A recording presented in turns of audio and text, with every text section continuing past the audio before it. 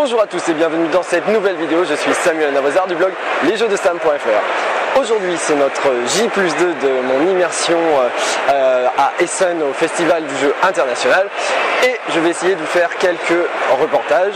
Donc je vais essayer d'aller voir un ou deux jeux, enfin voilà, je vais aller un petit peu sur les stands que je vais rencontrer, m'arrêter, j'espère avoir un petit peu de temps parce que c'est pas toujours facile, que j'anime sur le stand BlackRock également.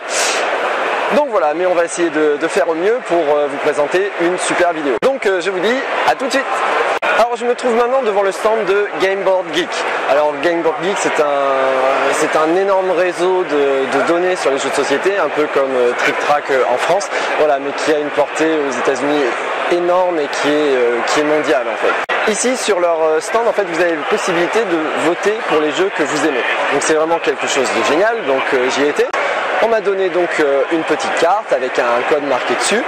Je me connecte sur un ordinateur, je peux même le faire sur mon téléphone portable si j'ai du réseau. Et je vote pour les jeux, les nouveautés ou pas qui sont sur le festival. Donc il y a toute une liste de jeux qui est énorme. Et à partir des votes en fait des joueurs en fait, Game Board Geek établit un classement du 50e jeu au premier jeu. Alors rentrer dans le classement a un impact énorme puisque les gens viennent au stand pour découvrir les jeux. Le seul petit problème en fait c'est que je me suis rendu compte en votant que par exemple Time Stories qui avait au moment où je votais la 4e position avait 33 likes. Alors 33 likes sur le nombre de jeux qui sont représentés ici, on peut se dire c'est beaucoup parce qu'il y a vraiment, je sais pas, il doit y avoir 200-300 jeux, donc voilà. Par contre 33 votes par rapport aux 140 000 visiteurs attendus, bon même si on dit que nous sommes à la moitié, donc nous étions jeudi-vendredi, il n'y a pas autant de personnes qui sont venues, mais disons 50 000 sur ces deux journées, rapporté à 33, c'est vraiment très petit et donc voilà, je trouve que ça ôte vraiment beaucoup de charme à cette idée qui est géniale à la base.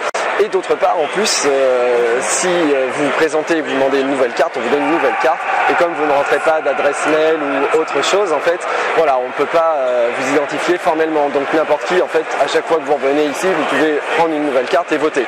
Alors voilà, je trouve ça bien à la base, c'est vraiment super. Après, ce serait peut-être à développer pour essayer de sécuriser un petit peu, en fait, pour rendre ce classement vraiment réaliste par rapport aux jeux qui sont présentés dessus.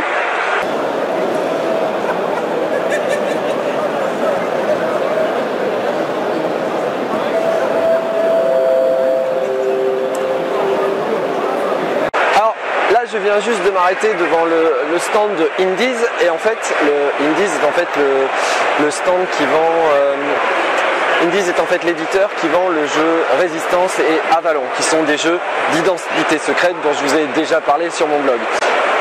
Je ne vous cache pas qu'Avalon est un de mes jeux préférés et là en fait je suis tombé sur déjà premièrement une extension de Résistance qui amène en fait les personnages qui n'existaient pas au départ dans le jeu. Et nous avons également un nouveau jeu qui vient de sortir qui est juste derrière moi, vous voyez l'affiche au fond, et qui s'appelle One Night Revolution. Alors malheureusement il est un petit peu tard, il est 18h30 passé, il y a des joueurs qui sont en train de tester donc en anglais le jeu. J'aurais voulu vous montrer une petite partie où je filmerai ce jeu qui m'a l'air vraiment palpitant puisque apparemment cette fois les identités tournent, il y a toujours les rebelles et les personnes de l'Empire, mais voilà, il y a des espions cachés, il y a des observateurs, il y a bref plein de choses qui ont l'air vraiment très très intéressantes pour un jeu d'identité secrète. Donc voilà, mais comme je vous le disais, donc je n'ai pas pu tester ce jeu puisque le festival va s'arrêter pour ce soir, mais reprendra donc demain. Et donc demain, croyez-moi, vous entendez les joueurs derrière moi, croyez-moi, demain, je serai là le plus tôt qu'aujourd'hui pour tester ce jeu et essayer un petit peu de filmer la table et vous parler de ce jeu d'identité secrète qui est sorti récemment. Voilà, cette vidéo touche maintenant à sa fin. J'espère que vous avez passé un agréable moment.